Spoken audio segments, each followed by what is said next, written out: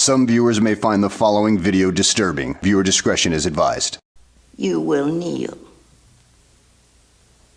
I will what? On your knees. You dare ask the proconsul of the Roman Empire? I asked it of Julius Caesar. I demand it of you.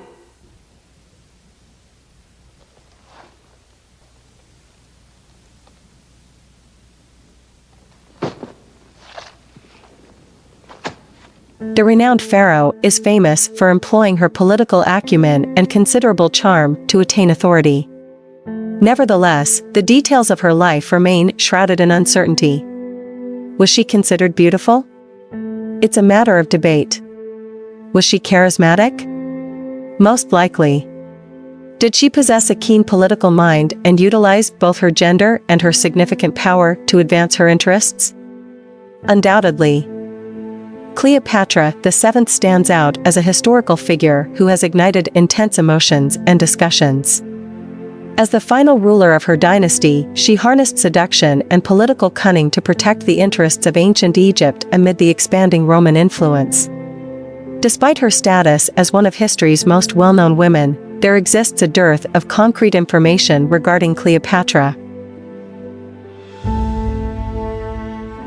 Cleopatra was born in 69 BC to Egyptian king Ptolemy XII Auletes and an unknown mother.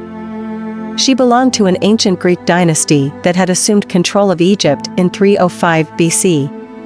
While the Ptolemaic Kingdom had integrated certain Egyptian religious customs, its administration was centered in the predominantly Greek city of Alexandria. Consequently, Cleopatra was raised in an environment where Koine Greek was the primary language, although she stood out as the sole member of her lineage known to have also acquired knowledge of the Egyptian language. Her life would become deeply intertwined with the tumultuous events in Egypt and the intricate politics of the Roman Empire. When her father passed away in 51 BC, Cleopatra, who was then 18 years old, found herself embroiled in a dispute over the rightful ruler of Egypt among Ptolemy XII's offspring. Initially, she shared power with her younger brother, Ptolemy XIII, even marrying him in accordance with Egyptian customs. However, Ptolemy XIII harbored ambitions of claiming the throne for himself, sparking a civil conflict as they each garnered support to secure complete authority. In response to the escalating tensions, Cleopatra briefly sought refuge in Roman-controlled Syria. Cleopatra's father had maintained a favorable relationship with Rome during his reign, relying on Roman support. Similarly, the feuding siblings aligned themselves with different factions within Rome's own impending civil strife.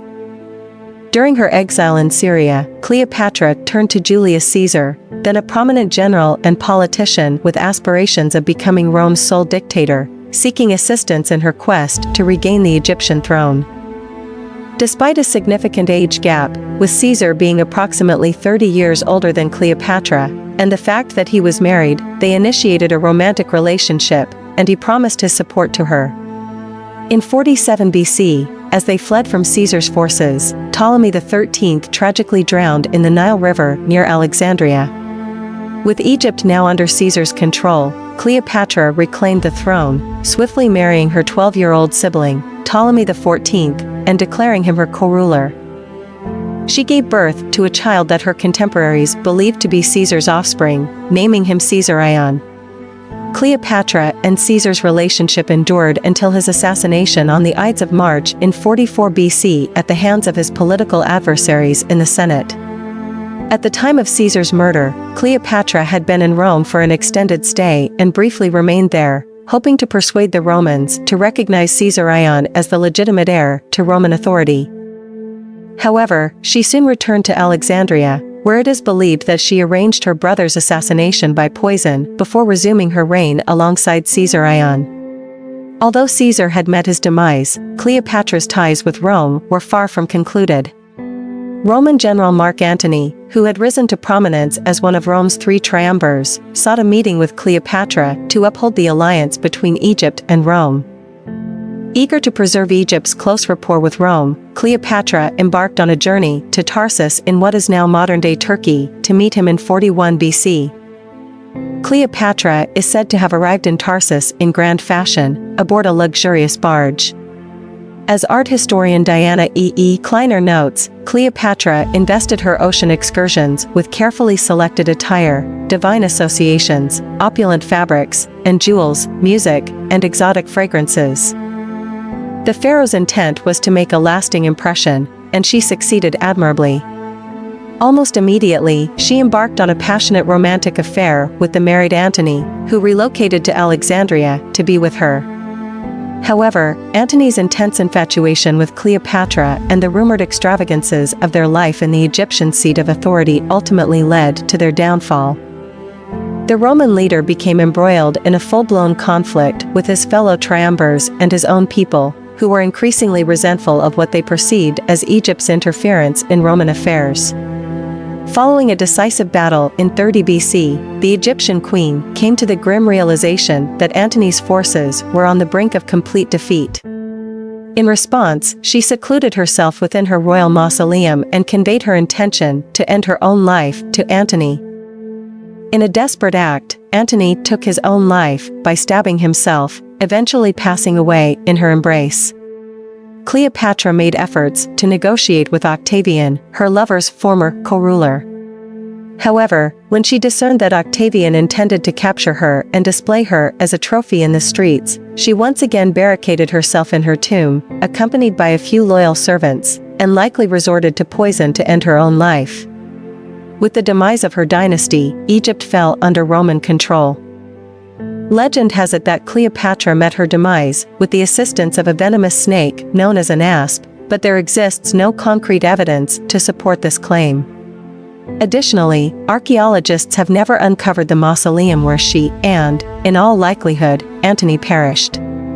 As Chip Brown highlighted in National Geographic's July 2011 issue, most of the magnificence that was ancient Alexandria now rests some 20 feet underwater.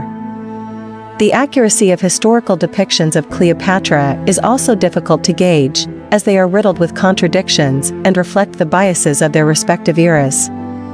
Existing coins display Cleopatra as an unremarkable-looking woman in some instances, while in others, she is portrayed as the spitting image of Antony, reflecting the viewpoints of those who crafted these representations of the female ruler. Debates persist regarding Cleopatra's ethnicity, even though historians emphasize that not only is there no definitive answer, but the concept of race as we understand it today did not exist in Cleopatra's era. Written records about Cleopatra are likewise limited. The famed Library of Alexandria was repeatedly destroyed, erasing contemporary accounts of Cleopatra in the process. According to the ancient chronicler Plutarch, whose biography of Antony provides one of the most comprehensive accounts of Cleopatra's reign, she was described as a woman possessing the most brilliant beauty and at the acme of intellectual power. However, he penned his observations about the Egyptian queen centuries after her death and approached his work with a distinctly Roman perspective. Despite our incomplete knowledge of Cleopatra's life, she continues to hold relevance in the modern era. Whether portrayed in Shakespearean tragedies or Netflix docudramas, she has acquired an almost legendary status as a shrewd politician with an uncanny ability to captivate others. While the former aspect is likely accurate, we may never fully comprehend why some of history's most influential men fell under Cleopatra's spell. What remains undeniable is that over 2 millennia after her passing, this woman who adeptly governed both men and her own people continues to captivate and bewilder contemporary audiences.